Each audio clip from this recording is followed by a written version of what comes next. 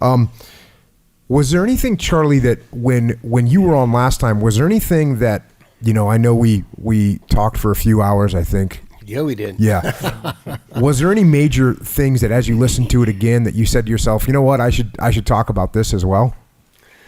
Nothing which specifically comes to mind, but now that that the three warriors are here together, I think we should talk a little bit about philosophies of combat and the fears that we faced, because I think to the general public, the vast majority of your listeners and viewers are not in the military. And so, my thought is, well, how do they relate? Oh, it's interesting history. I love the history of the greater generation. And I love your history as well, and the things that are going on today, that the guys at the point of the spear. But what does that mean to the average guy, who's never been in the military? There's some principles I believe that the three of us learned in combat that's transferable, I think, to all challenges of life. The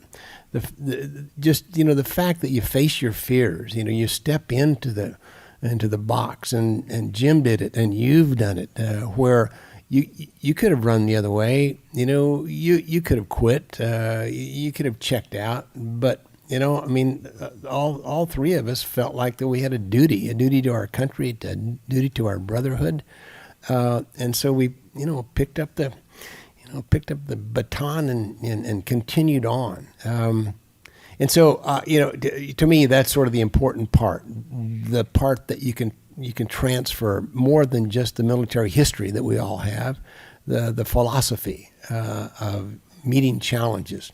Because I'm convinced, you can be in just as much of a challenge in your life. You don't have to be flying jet airplanes or running around with SEAL teams.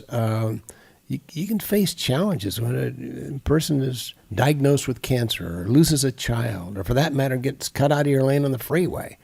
You have a choice, and the choice that you make it certainly depends on not only your character, but then it also transmit into the outcome of the character that you continue to be in life. And so while we're 30, 60 years apart in our generations here, our philosophies of life and the warrior psyche continues. And so I'm just really, really proud to be a part of this, and proud to be with you, Jocko, and of course with you, Jim. Jim and I see each other probably a couple times a month. We get together, we have dinner, our wives, cook good meals, and we go fly sometimes. And there's a certain silent language, I think, between us that we don't even have to talk to each other, and yet we understand what's going on, where we're coming from, and the accountability that we share just because of the experiences that we've had.